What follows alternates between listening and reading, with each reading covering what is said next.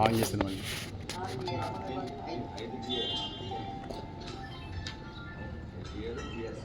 ఈరోజు బక్కా జడ్సన్ గారు తలపెట్టిన ఉత్తరాల ఉద్యమంలో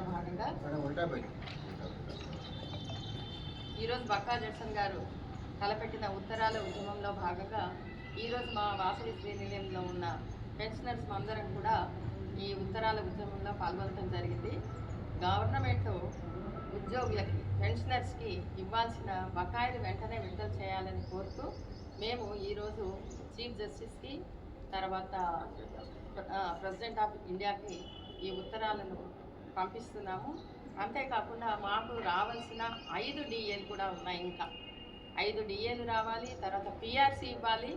అంతేకాకుండా పెన్షనర్స్కి రావాల్సిన గ్రాట్యుటీ కానీ కంప్యూటేషన్ కానీ తర్వాత లీవ్ ఎన్కాష్మెంట్ కానీ GIS GPF ఇవన్నీ కూడా మాకు వెంటనే అందించాలని కోరుతున్నాము. ఇవన్నీ కూడా మేము దాచుకున్న సొమ్ములు. ఇవి మేము ఎవరేదో అప్పుగా అడగటం లేదు, లేదా గవర్నమెంట్ మాకు భిక్ష కాదు ఇచ్చేది. ఇది మేము సర్వీస్ 35-40 సంవత్సరాలు సర్వీస్ చేసి మేము సర్వీసులో ఎన్నో ప్రభుత్వ పథకాలని ప్రజల వద్దకు తీసుకెళ్ళాం.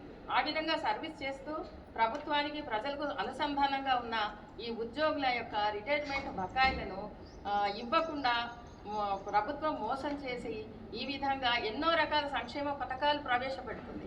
ఫస్ట్ గవర్నమెంట్ ఉద్యోగులకు ఈ పెన్షనర్స్కి ఇవ్వాల్సిన బకాయిలను ఇచ్చిన తర్వాతనే మీరు ఏవైనా సంక్షేమ పథకాలను పెట్టాలి. మిగులు బడ్జెట్ ఉంటేనే ఆ సంక్షేమ పథకాలు పెట్టాలి.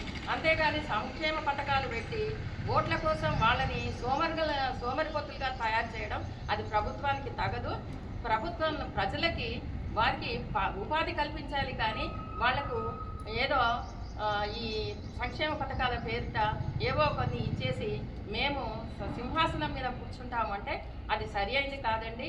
ఈ గవర్నమెంట్ని అభివృద్ధి పథంలో నడిపించాలి అంటే ముఖ్యమంత్రి గారు ఎన్నో ఆలోచించి ఆ సింహాసనం మీద ఆ పీఠం మీద కూర్చున్నప్పుడే ఆలోచించుకొని రెవెన్యూ ఏ విధంగా చేయాలి అనేది చూడాలి. కానీ నా దగ్గర డబ్బులు లేవు, ఏం చెయ్యాలి, ఏ ప్రభుత్వ పథకాలని ఆపాలి అనడం తప్పు.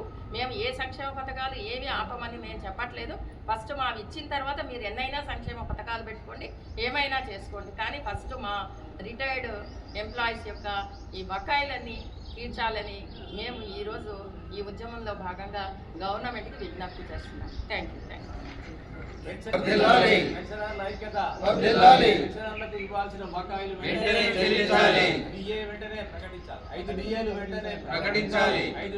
వెంటనే ప్రకటించాలి.